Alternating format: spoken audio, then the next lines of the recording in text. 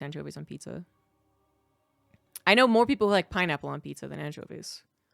Yeah, like that's all I think of as well, actually, is Jesus. Casters, come on! Come on! Anyways, yeah, all I think of is the Futurama one where it's like he finally gets them to chase the anchovies and the rest of the crew is just like blah blah blah.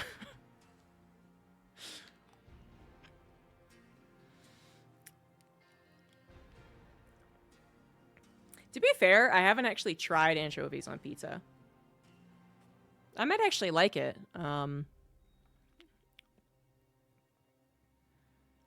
But I don't want to waste a pizza order on it. You know what I mean?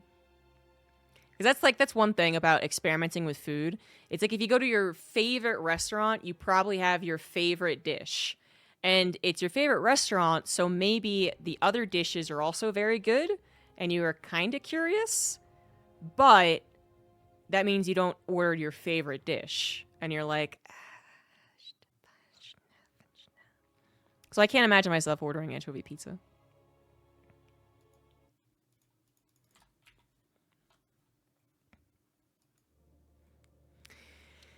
Alright, so we're finally in the game with all the commentators. And the top right it is Byun, and the bottom left it is MaxPax. We're on the map Ley Lines. That's how I think you say it. Maybe it's Lee Lines. Lee Lines, Lee Lines.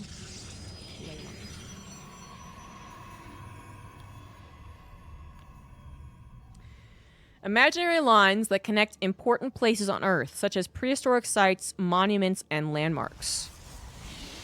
The theory is that ancient societies built structures along these lines for navigation. That's actually kind of cool. One thing I do enjoy from the map makers is when I learn something by the map name. So I learned who King Sejong was long before all the other kids in Korean class did. And I learned,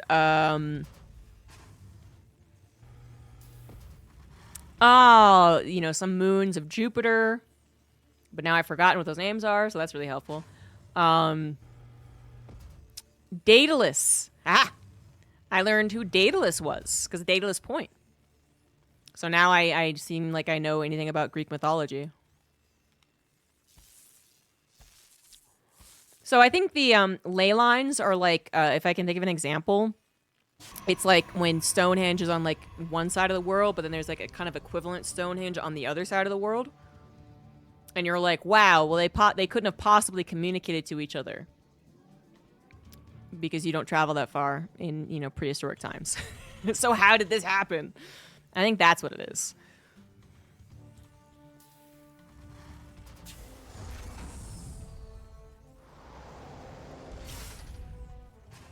Yeah, you can Google it and see, I guess.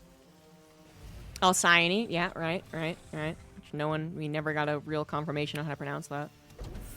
These games are indeed live. Yes. So, Byun vs. MaxPax. Definitely a series we've seen before. Very common, in fact, on all these open cups. A little less so in the European one, but for whatever reason, a couple of Koreans have actually been joining this European one. With the Colaris Steadfast Rotterdam Cup replacing the European Open Cup, but, you know, I'm not complaining. So, typically, I want to say MaxPax has the favorable record, but Byun has come out swinging every once in a while to get even like a 3-1, I think, at one point. But we're on a new patch. One that doesn't really seem to be helping Protoss a whole lot. And that might also combine with the maps. Might swing things in Terran's favor. I'm not sure.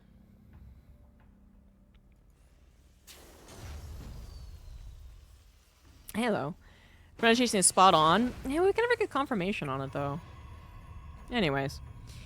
Natural Command Center now on the way for Byun. He does like his high ground command centers. I mean, against MaxPax, that might seem like a good choice, but he actually does it against a lot of people.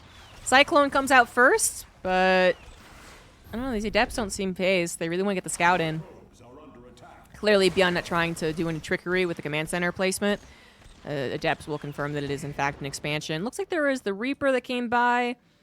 And she'll avoid the Adepts and got 2 probes. So far, trading out favorably for Byun, who does have that delay on the command center, but considering how much MaxPax loves to try and delay the command center anyway, it's like, okay, might as well put it on the high ground.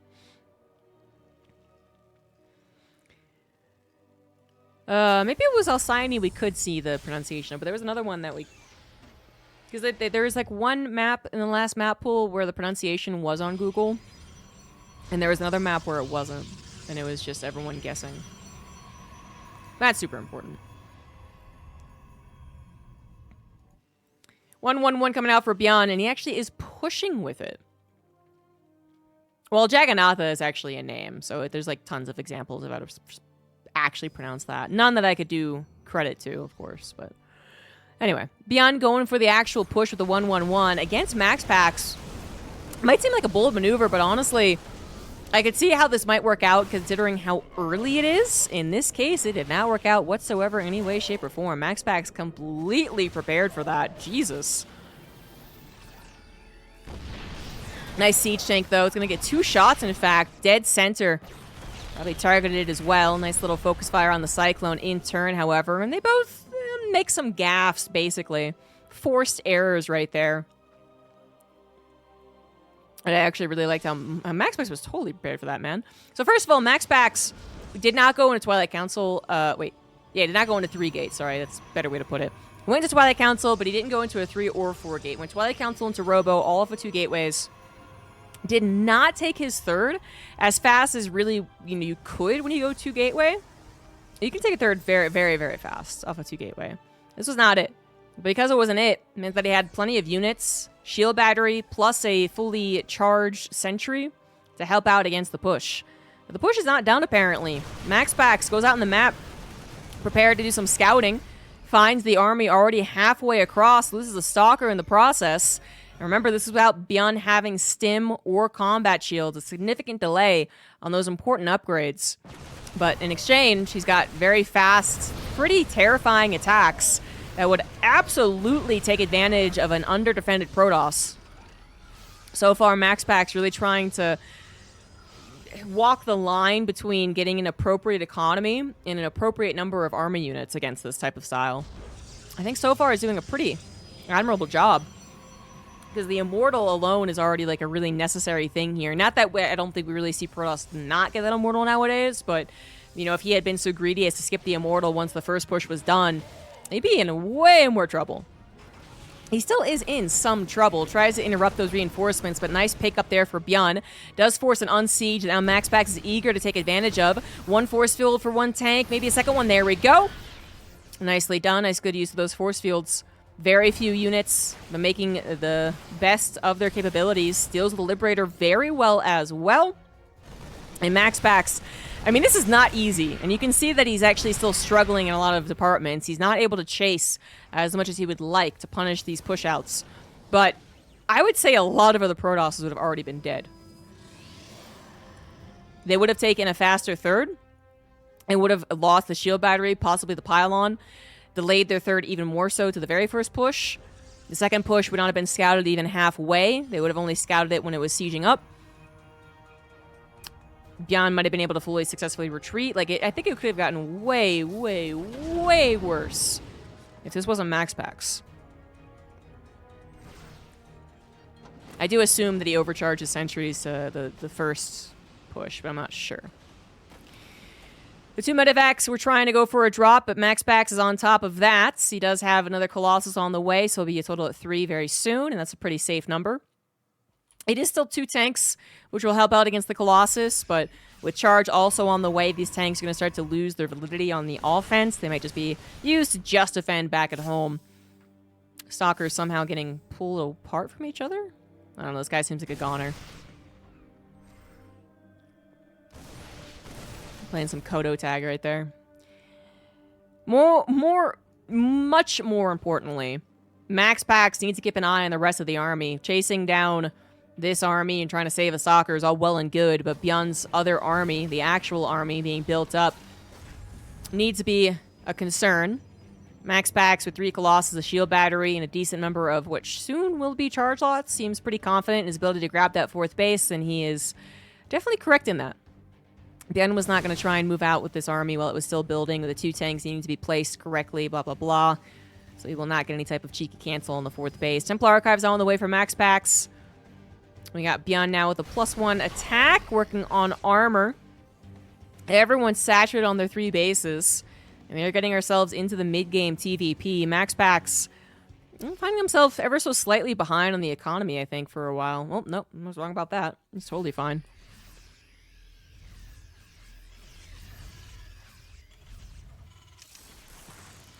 And he's actually the one pushing right now. Byun completely at home, unbeknownst to MaxPax, but I guess he's got enough spotters around. To make sure that no fourth base being attempted right there. Absolutely not. It's actually being built off to the left, which it could be canceled. If MaxPax really wanted to go for it, I think the Colossus would outrange. And those tanks would have to reposition. The Observer would need to be in position for that, which Byun actually able to find it. Does reveal the location of his bio army, which means that it's not protecting the tanks, but it is very close to home. MaxPax pushes in just the tiniest little amount there, clears out some Widow Mines, but will respect now what is the full Terran army. And more reinforcements on the way there as well. But, oh, reinforcements in the main base. MaxPax bringing in the Warp Prism. Lots of Zealots in the main. Unfortunately, those Vikings are first and foremost thinking about those Colossus, not the fact that the Warp Prism is going to try and sneak on by. So far, a pretty quick handling of the Zealot Warpin in the main base. Not too shabby. 7 SCVs do go down. On top of, I want to say a couple more. No, I was wrong about that too. No, just the 7. That's actually a very appropriate reaction. As most importantly, again, it's like, oh, well and good to be dealing with the harassment, dealing with these little run-bys or drops or whatever it is. But then the main army is still out on the map, possibly looking to jump on top of you when you're not expecting it. That's the real concern. And we even have that kind of happen into a very small degree here. Although one Colossus is exchanged for that, so Byun loses a chunk of his bio, but the Colossus is getting shot down. Very limited anti-air right now for MaxPax. Very limited on the soccer count. Archons were getting the shots off. Actually did not turn so bad for Byun towards the end. And we did have a Disruptor make an appearance. This is where the Disruptor feels... Well, I think the worst feeling for the Disruptor is now versus the Roach. The fact that I don't one-shot Roaches feels really, really, really wrong. But they don't one-shot the Marauder either. So that also feels kind of weird. Now, they still do a decent amount of AoE, and you still want to avoid being shot at by the Disruptor, so you're typically seeing those Terran players still dodge and weave and be crowd-controlled, but yeah, it just doesn't feel as cool. There's one thing that the Disruptor does, and that's give probably the most, oh, whoa, oh my god, moments in StarCraft, and they've just gotten rid of like half of those moments. And I do not like that. I do not like that at all. I am completely 100% envious of these other esports that seem to have crowd reactions every 60 seconds. And then there's StarCraft that's like, yes, quite. Yeah, little golf clap. And Disruptors are the only thing that makes people go wild. So, I know they sometimes feel like bullshit when you're facing them, but I actually really don't think they're a problem, first of all. And second of all, I think they add a lot of entertainment value that's desperately needed. But anyway... Disruptor seems to have been just the one, and then maybe Max was like, oh, right, they're not that good anymore, and then he stopped building them. Maybe. Is actually going in with a lot of High Templars, and you still need to make sure that you're not being clumped up there with the High Templars, right? Go's still very effective against them, and you don't have a proxy Nexus ready to overcharge them either. But they are the other option for the oh shit moment, when the Terran realizes they can actually overwhelm the Protoss army, they start to stim and run forward. The Disruptor was the oh shit button. The Disruptor was the one that made them go, okay, cool, it's cool, man, it's cool. Now the Storms have to be that option. The problem is, though, is that the Storms need to be, like, very well controlled. You know, in the same way, like, Disruptors, when they get to a kind of 6 or 7 or something like that, you don't have the same type of control necessary. If you are overwhelmed, you shoot them all out, and you're like, oh, thank God, that saved my life. High Templars, if you have them all in a clump, all of them in a clump, they get EMP'd, and you running away is not going to go very well. So very, very important that MaxPax always keeps these disconnected. Maybe a couple of reserve High Templars back at bases, you know, which he doesn't have right now. So still very concerned about this situation. Storms can be pretty woe. But even then, first of all, they don't kill, they damage. And then second of all, they can be EMP'd. I mean... The game being decided on whether or not an EMP hits all of his High Templars is some 2011 crap, you know? Which so far MaxPax is making sure it doesn't happen, but he is bleeding out a lot of supply. While I've been talking about this, Byun has actually been taking some pretty good engagements. He's taking a lot of expensive army units down. MaxPax, I think he's actually, might be a little lost here. I don't think he knows really how to break a Terran without the possibility of disruptors helping out. Which I don't blame him. I'm just speculating. But yeah, this is the disruptor portion of TvP, in my opinion, has always been very fun. It's also been an important dynamic of the matchup in general, where it does kind of shift the map control over to the Protoss in a way that can be awfully frustrating, but then, like, Liberators would then come out and kind of handle it to a certain degree. Not quite the same with High Templars. There you have it. Most of the High Templars get EMP'd, and you can't actually recharge them away from the Nexus. There's a Nexus there to help out, but how many storms will he actually need to take care of this entire army? MaxPax just bleeding out so many units. Finally gets a storm on a very injured, overstimmed Terran army. That's only so many storms, one of them completely whiffing, in fact. And that is still a lot of Marauders with orange health or better. Nexus will go down. MaxPax just consistently behind by about 30 supply. Needs a little bit more. And so the Immortals hope to really do the damage. The Storms don't usually kill units. It's the Charge Lots getting the last swipe. It's the Immortal getting the last shot on. It's the Archon, whatever it is. And the Immortal is going to try and do that here. A lot of injured Marauders that are maybe even one-shot by the Immortal, actually. But only if the Immortal can reach them, which is the other usual tricky part about this engagement. Is that the Zealots rush forward, the Terran pulls back, the Zealots disappear, the Immortals are left kind of alone, they get focus fired, and yeah. That's, can be how the dynamic goes. Colossus getting once again shot down by a mass number of Vikings. Well, these Vikings not looking as useful when the Colossus are down, but they can go for their own run-by. Keep that in mind.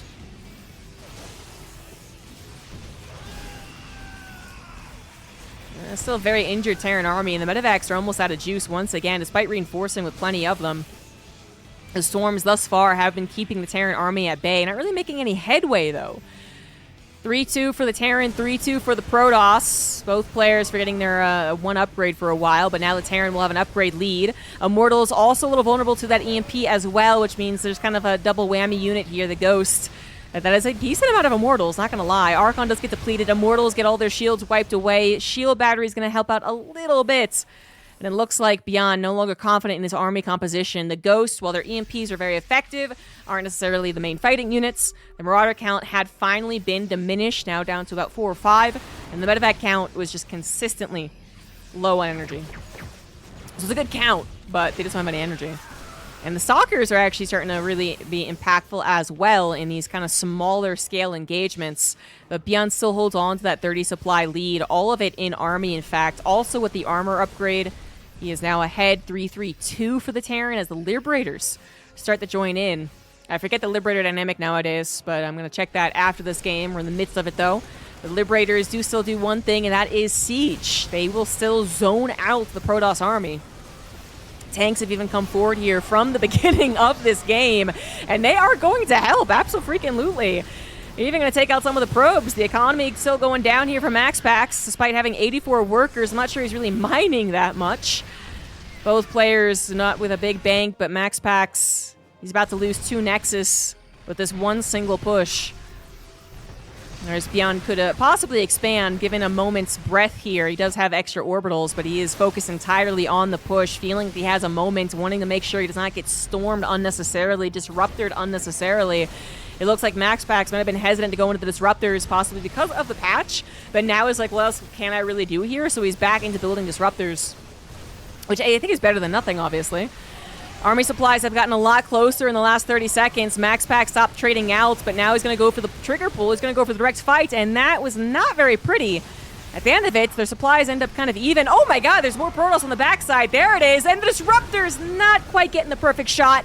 Immortals did take out the tanks, but then taken out on their turn, and that is still a disaster for MaxPax. It's easier to kill the Liberator. But the Liberator still has a dramatic impact as far as how much area it actually covers. So yeah, it's now more underneath the Liberator. There you go.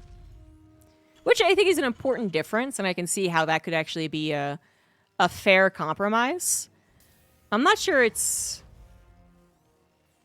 enough, but we'll think about that more as we see games. Top right is Byun. Bottom left is MaxPax.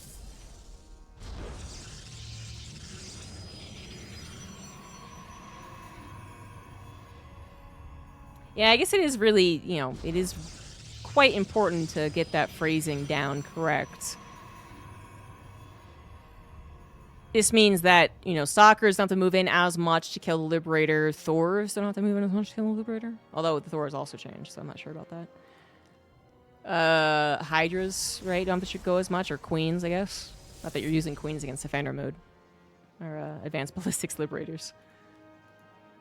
But not only did they change it from, like, a +2 range out of the Liberator, and now it's a radius, like, underneath the Liberator, they also made it so that Smart Servos now affects Liberators. Which I think is actually way too much. I don't know about this. Spores against Liberators, yeah, but that's, again, it's like, if you're...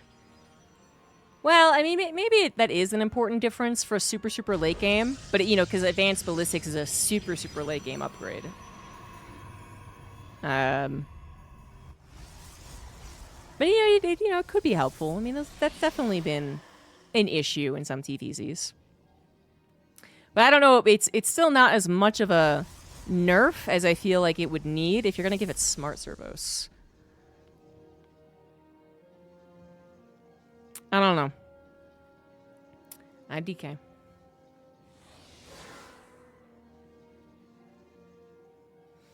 Oh yeah, we're in Hecate, by the way, which I was like, wait a minute, this was... Okay, hold on. This is an old map. But I guess it's familiar. You can all feel nice and cozy watching Hecate again.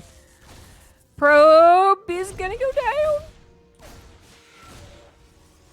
It's too bad. Lost the first game, now losing a probe. Ay. That's why I council opener from MaxPax is he does actually take out the Reaper, so that's, you know, that didn't have to happen. The Reaper could have escaped. Instead, it went for that confirmation scout, perhaps? Or just, I thought it could get behind. Anyway, it does die. Definitely confirms Twilight Council, but it was Twilight Council last game, and it was MaxPax not going for any aggressive blink opener. Let's see if he changes it here on Hecate. It's another 1-1-1 on the Command Center high ground. Oops, I should change that.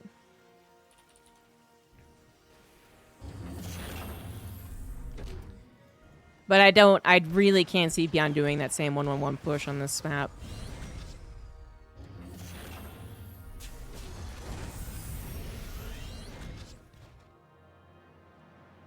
Well, I think Smart Service is already a hidden gem, kind of an upgrade. Like, obviously people get it, and people agree that it's good, but I still feel like it's really good. Actually, maybe it's because I play nothing but Mech versus Zerg, but I feel like it's really good. It's so cheap, too. And the fact that it only impacted 2 units is actually a fair trade-off, in my opinion.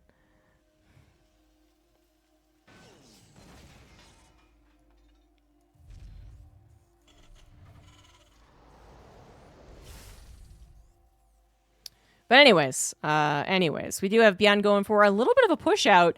It's a decent-sized map. The rush distance, I'm going to say it was like 37 seconds. No, wait, am I wrong about that? It's been too long since I've seen Hecate, but it's a decent length to get from here to here to here to here to here to here. So I didn't really think he was going to go for the actual push, but he's kind of not. So he moves out, wants to clear out any adepts that were possibly out there scouting, and finds none. Then is going to go into Banshees, which these Banshees, you know, can be a great backstab against a 4-gate. But not if they're immediately scouted and dealt with. So that's unfortunate. The Pylon scouting the Banshee prior to it being cloaked up. MaxPax may have been on guard against this because Byun does like Banshees in this matchup. But to know for confirmation, for a fact, and make sure the Observer goes back as opposed to forward, I mean, that's actually kind of a big difference. That's at least a couple of probe kills worth of difference with the Protoss 100% knowing the Banshee was on the way. So now the Banshees are more of a weakness. They're not really going to help out on the attack. They might not help out on the defense either. 2 Banshees both going across the map. There is only one observer, so they could have helped out in the defense, but it looks like Byun was hoping that his tank count would do that for him. One tank already falling, however, is a little concerning. The Banshee still not finding a huge amount of success. Shield batteries do still help out against that, so 2 probes go down, that's it. MaxPax goes back in for the bunker. It's going to find the bunker. Tanks no longer impacting this engagement, and the Stalkers have that secondary blink with the Warp Prism, so a lot of Marines maybe going down. Surprisingly, not that many SCVs. And the Marine count, 4 of them went down. Tank does reposition. 3rd tank now filling the space in the high grounds. And then we have a liftoff. That's actually a little scary. I don't know, man. I don't know. 3rd tank wouldn't be ready by this push anyway. But this is definitely not over. That tank gets demolished. Warp Prism comes in to save the Stalkers, although not as good as it would usually be. We are on the North American server. Unideal for both players. And that could have impacted the micro right there, for sure. MaxPax losing 4 Stalkers, where maybe if he was on Europe, it would have only been 3. But he still has a large number of Stalkers that could go after this tank. It looks like he's not going to dive on top of it, rather going to take the shots in a concave. And then possibly after... yeah, I think he's missed his timing. Byun will hold, but he did trade out his own army, so never forget that. 3rd Nexus on the way for MaxPax. Byun certainly not going to be confident moving out for some time. He needs Sim, he needs combat shields, he needs +1. But he also needs more units. And in general, we do have a better trade for the Terran, but not by that much. And the 4 Stalker hit squad will come in and continue killing some SCVs. As it do. Banshee's about to run out of cloak. Not that I think the Stalkers really want to waste their time trying to kill it. They do want to go after those SCVs. They also don't want to die in the Warp Prism. The Cyclone Lock-On, it will not be able to get the kill. And that's the most important thing there. MaxPax is trying to control the scenario. Killing units, yes, fantastic. Additional SDVs, fantastic, cool. But just making sure that that Terran army is not getting across the map without his knowing. So he can safely probe up. So Chrono plus the recharge for more Chronos. Hopefully gets that economy up and running in time. While he continues to build his economy, he builds his production, he builds his upgrades. Everything comes together at the moment of which the Terran finally feels ready to push. And then MaxPax actually might even take a good engagement of his own, provided he doesn't lose all these Stalkers. Might be overstaying his welcome, beyond realizing there's an opportunity, grabbing quite a few of them before they're able to blink away. Ouch, that's 13 Stalkers dead in total, and the trade towards that last battle was not good.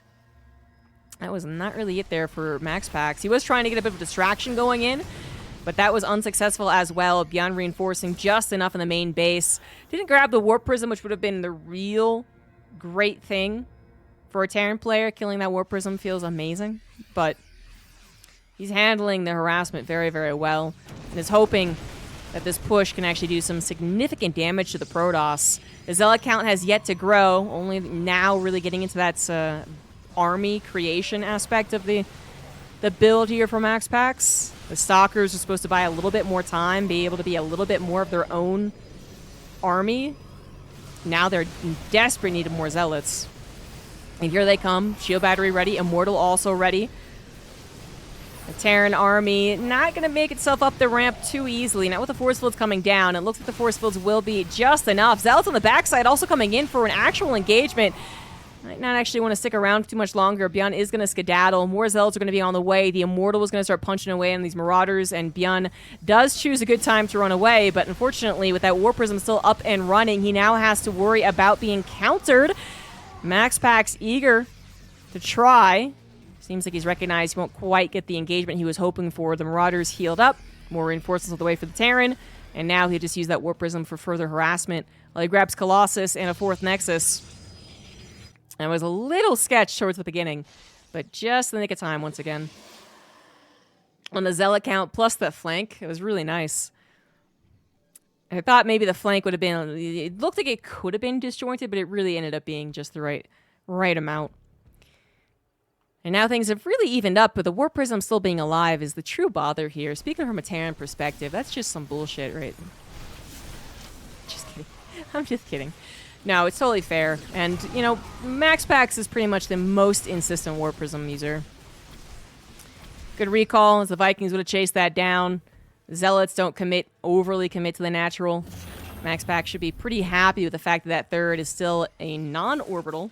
not on location. And he's got free scouting, as this observer has not been checked. 2 observers were checked earlier on in the game, but this final one really being a thorn in Byun's side unknowingly. And seeing the direction of the reinforcements, how they're moving, seeing the possible protection or lack thereof in the natural for Zealot run-bys. I mean, that's just an amazing observer. And MaxPax always seems to get it, because I guess he's just relentless with it. Past a certain point, he's always trying to get the observer in a location like that. Or any Protoss player will, but yeah, MaxPax actually getting it there. A little tough stuff. But MaxPax, more importantly than the observer being in position, got to Colossus with the high ground ramp on his side. And Byun is not going to find any success and actually really taking a big loss there at trying to hit the same location twice. That was a lot of Marauders this guy went down. Shot down. Oh boy. My ability to speak is getting worse as time goes on. It is still a large Terran force that could get an amazing concave. But MaxPax has been winning these last few battles while expanding, while getting a great economy, while getting some pretty good upgrades. +2 almost done. 1-1 currently favoring the Terran as he finally does find that good concave. This could be it for Byun. Medivacs are out of energy, but there he goes. Sims once again jumps over the rest of the Protoss army. The Colossus still alive, but not able to actually get the last killing blows. Will be forced to evacuate, although they will be unsuccessful in their attempt. The Stalkers, the only thing left alive. As MaxPax, he overextends. Simple as. Thanks, CCNC6. Oh, that was a pretty good fight for Byun, but that actually wasn't exactly what he was hoping for, because I would say what you're really hoping for at that point is a complete demolishing of the Protoss army so that you feel confident in your ability to counterattack, although mindful of Zealot run-bys, of course. And then you hope that the pendulum swings. And so you get your own, you know, the army gets torn down for the Protoss' side. Then they barely don't actually save the 5th base that gets killed, not canceled. And then the Terran has some map control, right? That wasn't quite it. Despite looking like a really good engagement, MaxPax's supply stays pretty even to the Terrans, although frankly that is in the probe supplies. Keep that in mind. And then Byun, you know, he didn't just immediately counterattack. He kind of gathered everything up, got healed back up, made sure that his 3rd base was defended, and then now he's going to try and go across the map, having given MaxPax time to replace those Colossus, Zealots, Sentries. Zealots, speaking of which, did try and go into the natural. Not really working out right there, but there was only a couple. More so, MaxPax was wary of the upcoming engagement. Handles it. He does have the help of the choke, the high ground. Hecate was a pretty balanced map, as far as I remember. And that 5th base for MaxPax is down, I believe, without Byun's knowledge. Yeah, Byun actually doesn't even know that he could go over there to kill that. Although, if he thought about it for a second, it would make the most sense. Protoss, typically 1 base ahead. Sure. This is 2 bases ahead, unfortunately, but it's one of those things where you know they had a 4th base for a very long time. A 5th base would just make the most sense. He is going to redirect there. He scans ahead, sees that it is done, and saturating as well. But there's not much you can do about it. Even nastier choke. Especially with those rocks up. Maybe he'll break them, maybe he won't. But Byun not able to find any advantage. He was coming into this fight with an army supply advantage that has now been lost. He also does not have any upgrade advantage. He must be behind by 2 upgrades, in fact. And this is looking like a very difficult game for Byun. Wanted to go for a good old 1-2 punch. MaxPax thinking that was less army waiting on the left side. Stalkers all by their lonesome, not enough to deal with it. A little bit of miscalculation on the side of the Protoss. Byun may be able to work with that. EMP's down the shield battery. Takes this fight, maybe? I don't know if he really wants to. He possibly could have. The recall is actually not that strong. Only 2 Stalkers. And the Vikings are finally on top of those Colossus. It did take them a little while to do so, and now it looks like they won't even be able to kill one. The Stalkers do come over to help out. The bio is going to be eventually taken care of, but it looks like MaxPax actually sacrificed his 5th base to defend that location. Defends his 4th or his 3rd, but doesn't defend his 5th. All those probes go down as well, but ditto on the side of Byun's natural. SCVs did go down to a Zealot run-by. And Byun seemed like he was going to have a moment. Either he was going to kill this base, which he didn't quite do so. The Protoss army responded. He does kill the 5th, that's great. Still loses so much of his own economy without having gotten his 4th base up and running. It wasn't really the fastest 4th base to begin with, but then I think it was done. He was focused a lot more on the actual engagement. Nice eyes to see that DT trying to get some more damage done, but even though the first DT doesn't do much, you know that this will be relentless. And you're not in a super ideal position to deal with DT harassment, although again, good eyes, see the second one. 1 DT at a time is not really concerning. It's that you haven't made any strides to really crush the Protoss yet. So you know the Protoss is rebuilding, they're re-expanding, and they're going to have eventually the ability to make 7 DTs and 6 Zealots and run across the map with that. That's what's really scary about seeing that first DT. And MaxPax is getting that 5th base, just in the opposite location.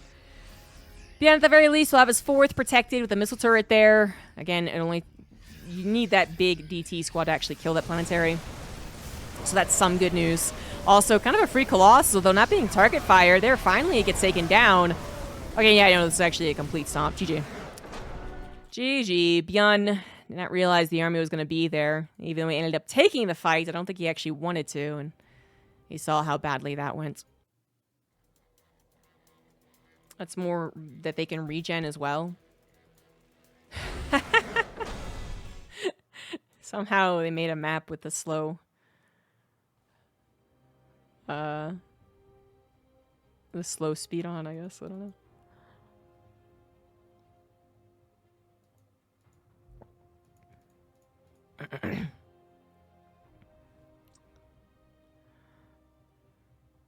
Patch shock, oh god, be back later.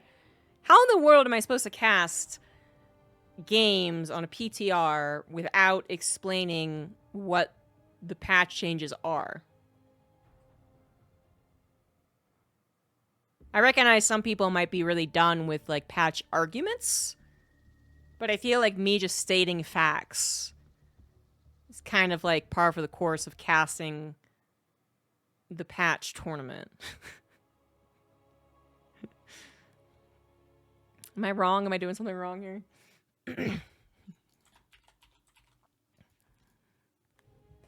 Alright, that looks better. In the top right of Snowpiercer, it is Byun. And in the bottom left, it is MaxPax. I appreciate the snow tile making it back in.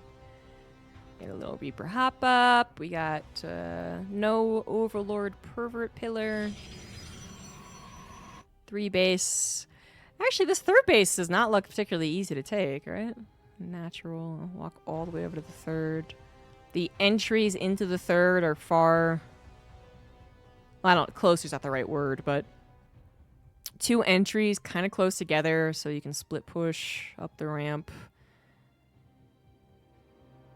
I guess the point of vulnerability seems closer to the Nexus than the Protoss defenses. You know what I mean? That actually seems a little scary as a Protoss player. I don't know. We'll see it in action. Ice is very effective against bug type. You know, I'd seen Pokemon Sleep, and like many people, I thought it was a April Fool's joke at first. But, you know, obviously I have friends who like Pokemon, and I do like Pokemon. I don't play it a ton. I am bad at it, basically, as well as I'm bad at most video games. I don't really study or anything like that.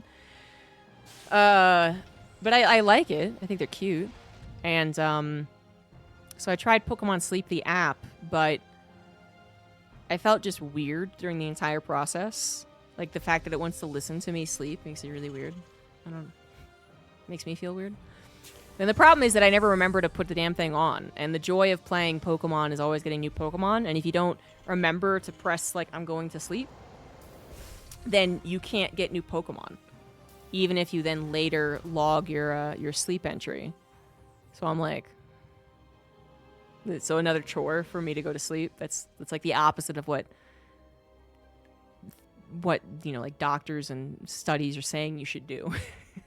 They're saying you should like stop all electronics like at least a half hour before you go to sleep and make it as like calming and whatever. I don't know. IDK. I did get a little gacha addicted while I was in Korea.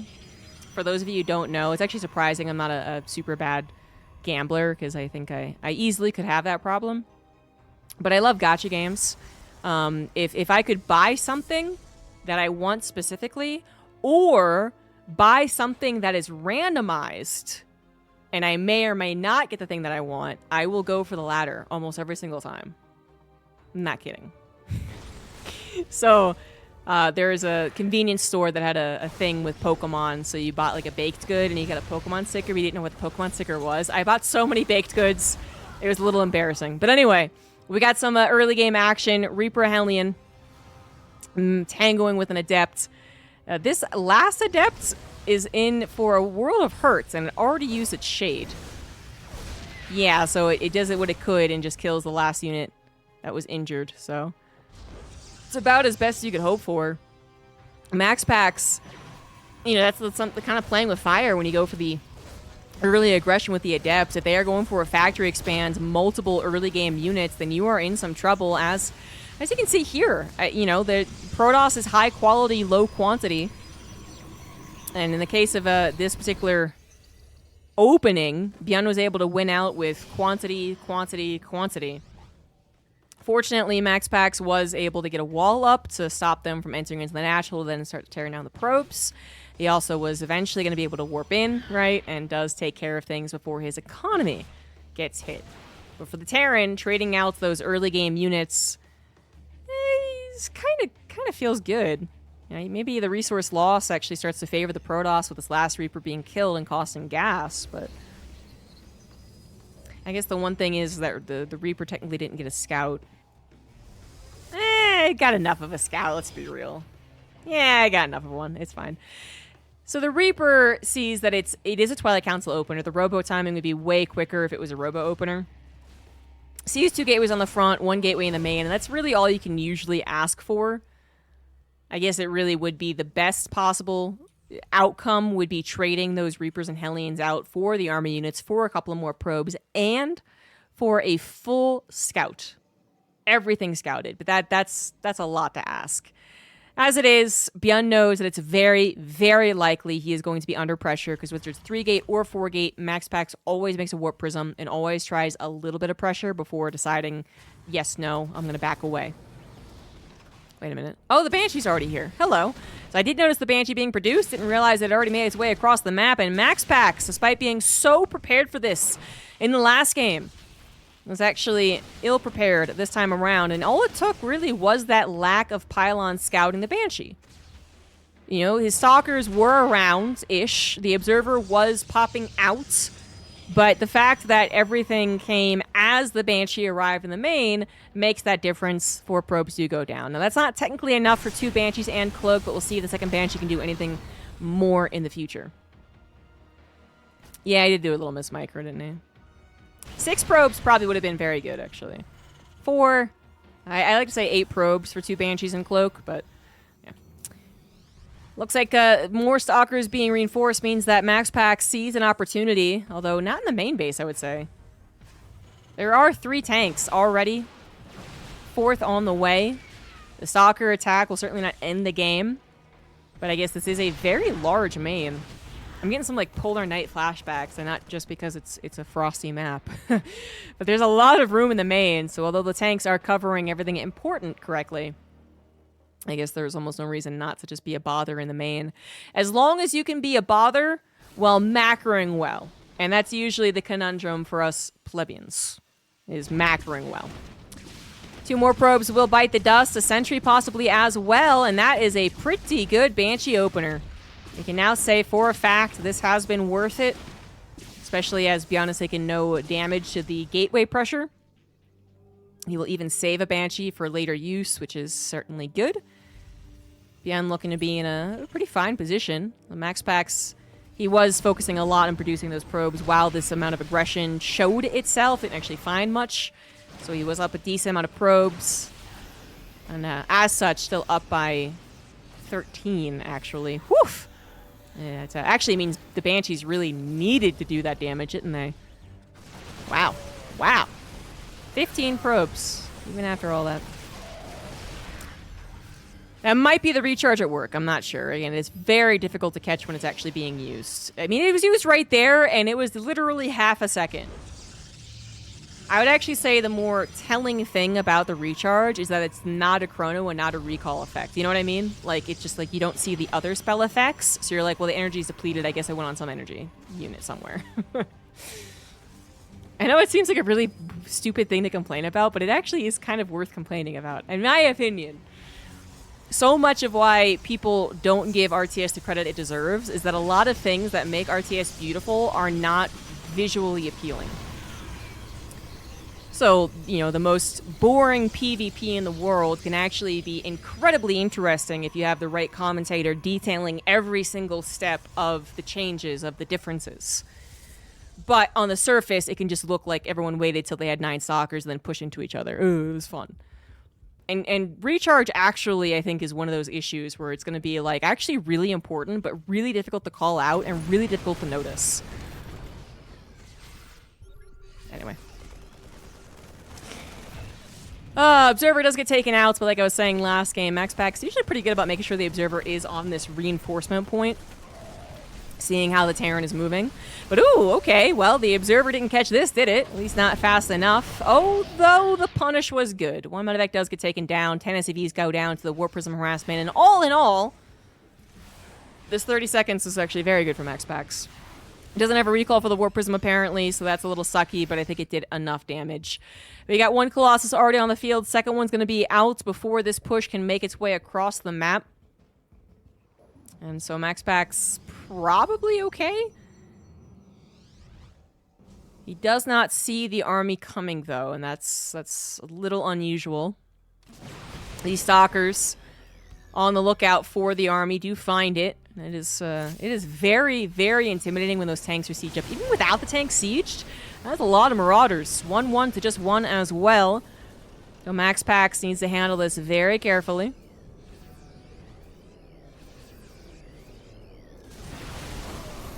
Tanks will be able to siege up in a really nasty position. They don't hit the Nexus, but they're going to hit any type of engagements. The Zealots that were used to run by might need to come back and help out against said tanks, actually. So many Zealots are available, but they're out on the map. MaxPax biding his time right now. He's going to go in, possibly, when his Zealots come over on that backside. There they go, there they go, there they go. The Colossus is almost killed, however. Immortal does go down. Are the Zealots too late? Does MaxPax have enough firepower? The answer is absolutely yes. More Zealots on the front side came in as well. And so many Zealots are actually left over from the engagements. 20 of them helping to chase down these medevacs, ensuring they will not be able to unload easily, safely. And this can just continue on to the third base as well. One medevac full of units gets shot down, continuing the attack into the third base that is yet to actually plant because of a single Zealot. MaxPax taking some significant control over this game, over this series. He's up 40 supply, and I'm not sure the single upgrade lead that Byun has is going to make up for that. Not when MaxPax also has his fourth base saturated. The economy looks good. His army's not... I hesitate to use the word good because a lot of Zealots can be taken care of. A couple of Widow Mines pop off. They funnel through a choke. They get EMP'd. So I'm not going to say it's good, but obviously the quantity is there. And Byun will have to take a pretty ideal engagement. And by ideal, I mean, again, forcing those Zealots through a choke while they're EMP'd and hit by Widow Mines. So far, not finding that particular engagement, but then dragging them back and back and back and back and back. Starting to actually phase out the numbers a little bit. And without those Zealots in the front line, the Protoss army does have to be wary of the Marauder Concave. But I actually think MaxPax could have pushed the issue. Yeah, even Byun agrees. He did not have that many reinforcements on the way. He did not have any Widow Mines. And he was going to be overwhelmed one way or another.